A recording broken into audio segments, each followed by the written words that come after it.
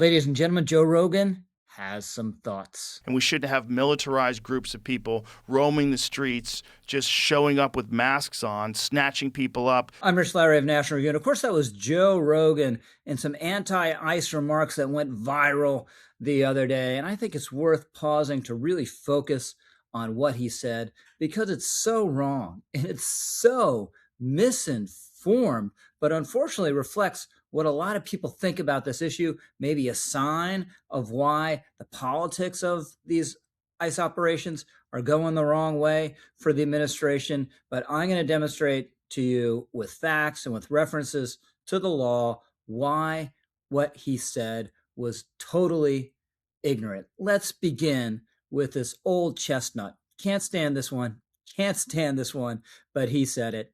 Take a listen. Are we really going to be the Gestapo? Where's your papers? Is that what we've come to? The Gestapo comparison has become a bit of a cliche for opponents of ICE. We've heard Tim Walz, among many others, say it. Doesn't make it any less disgraceful or outrageous. In 1934, for instance, the Gestapo helped carry out the Night of the Long Knives, murdering Hitler's internal opponents. In 2026, ICE is trying to detain illegal immigrants who might be evading legal processes in the United States. Can you spot the difference between those two things? Most people can. The Gestapo arrested people for political crimes without any judicial process whatsoever. It monitored religious organizations. It acted against Hitler's partisan enemies, among many other crimes, because it was a tool of one of the most hideous totalitarian regimes in the history of the planet. If all the Gestapo had done was stop illegal immigrants and ask them for documentation,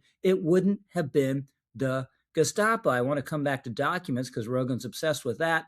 But first, check out this clip. Yeah, but you don't want militarized people in the streets just roaming around, snatching people up, many of which turn out to actually be U.S. citizens that just don't have their papers on them. So let's go through each of those three items. He complains about ICE being militarized. Not clear exactly what he means by that. ICE is not driving tanks down the street. ICE does not have an air force. What he's probably referring to is the way ICE looks, because they wear vests very often when they go out on operations. Why do they do that? Well, if you're going to arrest a gangbanger or you're just showing up at someone's front door and you're going to bang on that door, you don't know what's on the other side and whether that person might be armed, and you don't want to get shot. Or if you do get shot, you want to survive. So you wear a vest that has a plate in the front and the back. This is very standard law enforcement practice. There's no reason that ICE should have to go out on dangerous operations without vests when all sorts of other police agencies do wear vests. Then he complains about many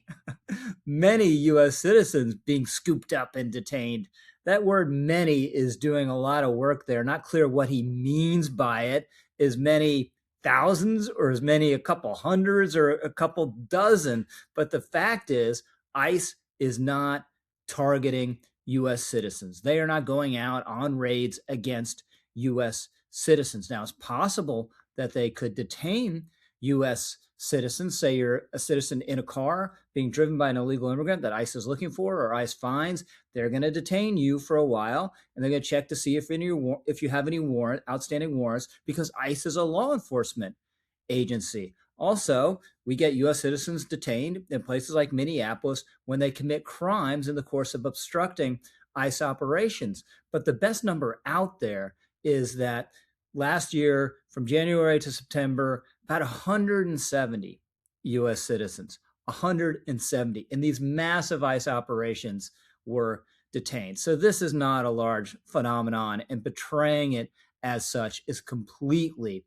misleading. Then you get onto the papers, which obviously bothers Rogan very much, but it's a long-standing requirement in U.S. laws that aliens need to carry their papers. Since 1940, we've had on the books something called the Alien Registration Act.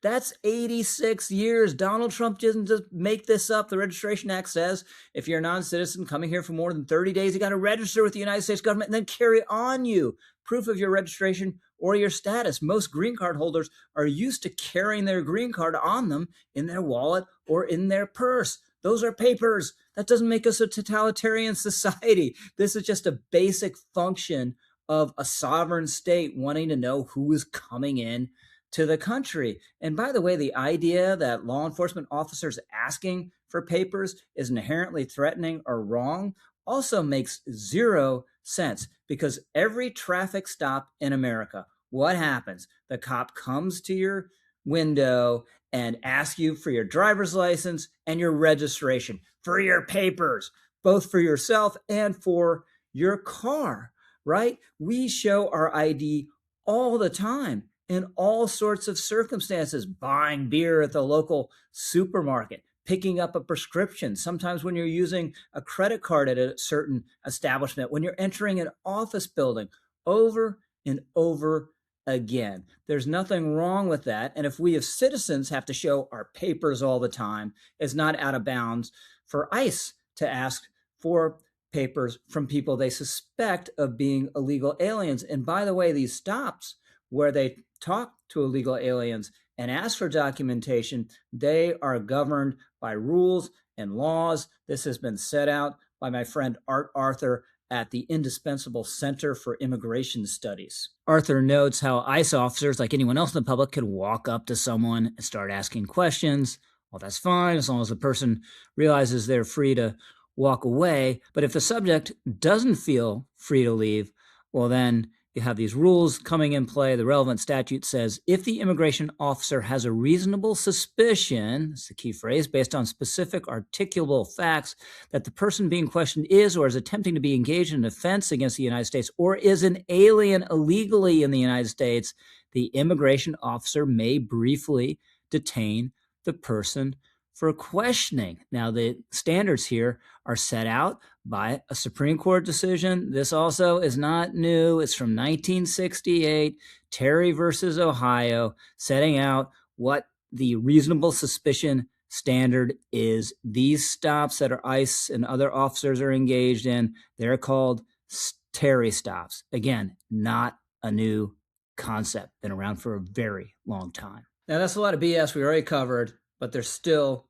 one other piece of it we got to get to. Snatching people up, some of them U.S. citizens, and shipping them to countries they didn't even come from. Now, this is misleading, but there is actually something to this. We do occasionally send people back to countries they didn't come from, so-called third countries. But this only happens after someone has gone through their entire process and gotten a so-called final order of removal. Every single one of their claims hasn't withstood scrutiny, and then we want to send them back to their native country, which is always our preference. But for some reason, that native country doesn't take them, just doesn't accept anyone back from the United States, or only accepts a limited number, or whatever the reason is. Now, if we were going to say, if your native country is not going to take you, you just get to stay, that would give the native country an effective veto over our immigration policy. So that makes no sense. So again, it's not our preference, but we send them someplace else. And again, this is allowed under the Immigration and Nationality Act,